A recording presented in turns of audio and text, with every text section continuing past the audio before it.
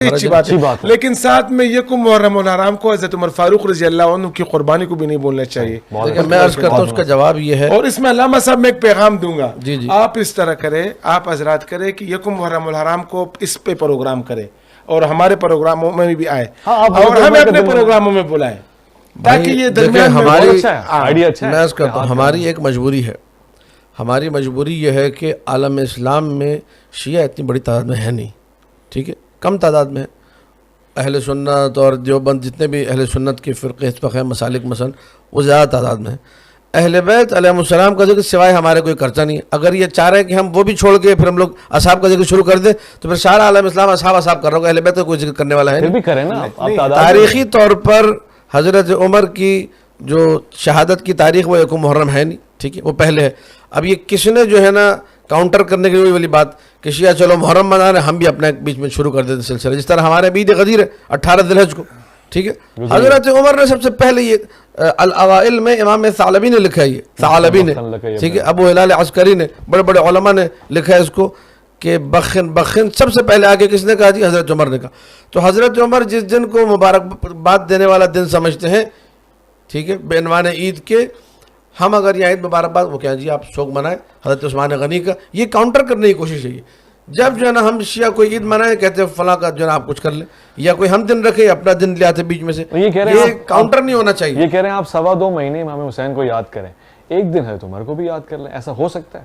شیعوں کے لیے نہیں ہو سکتا، پاسبل ہی نہیں ہے، ٹھیک ہے. اس کی وجوہات سے جو یہاں اس پروگرام میں قابل بیان نہیں ہے. ہم لوگ دیکھیں، ہم لوگ خلیفہ بلا فصل امیر المؤمنین علی ابن ابی طالب کو مانتے ہیں، اصحاب کرام جن کو یہ لوگ مانتے ہیں اور ہم ان کا احترام کرتے ہیں. اس مملکت خدا دے پاکستان میں ہر ایک کو اس کا عقیدہ رکھنے کی اجازت ہے. ہم اصحاب کرام جن کو خلفائے ثلاثہ لوگ مانتے ہیں، ہم ان کو مانتے ہی نہیں ہیں.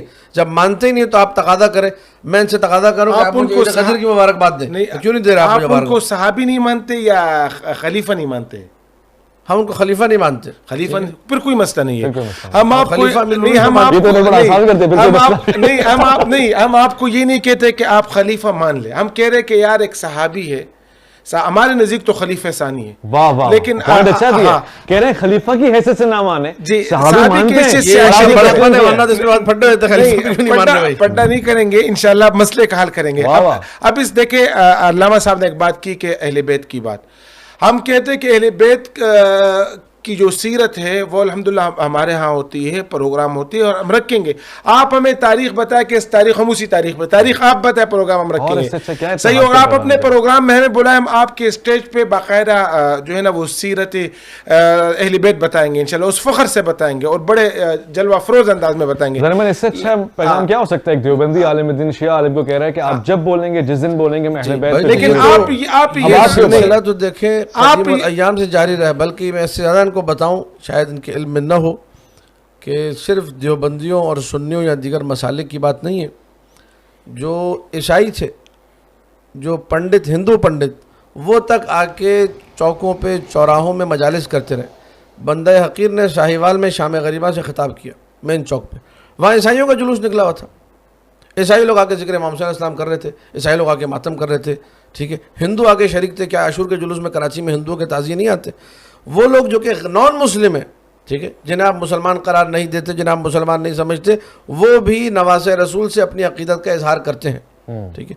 تو یہ جو بات کر رہے ہیں کہ جی ہم آگے کریں گے، تو یہ کوئی نئی بات نہیں، تو ہمیشہ سے ہوتا رہا ہے. کہہ رہے کہ آپس میں دوریاں ختم ہو. بہت اچھا پیغام آپ نے دیا، آپس میں دوریاں ختم ہو. یہ ایک پیغام ہے میرا کہ آپ لوگ یکم محرم الحرام کو کوئی پروگرام حضرت عمر فاروق رضی اللہ عنہ کی سیرت پہ رکھے، بحیثیت صحابی رکھے، تاکہ یہ درمیان میں محبت یا یہ جس طرح آپ نے بتایا کہ ان کے صحابی ہونے کا کوئی ممکن نہیں. میں عرض کرتا ہوں ایک چیز آپ کی خدمت میں، بڑی محبت کے ساتھ اور بڑے کھلے ہوئے دل کے ساتھ، اور ٹو بی ویری فرینک، اس میں نہ کوئی تقیہ ہے نہ کوئی چھپانے کی بات ہے. کھلا شیعہ ہوں، الحمدللہ پاکستان میں رہتا ہوں ڈنگے کی چوٹ پہ سینہ بڑا کر کے.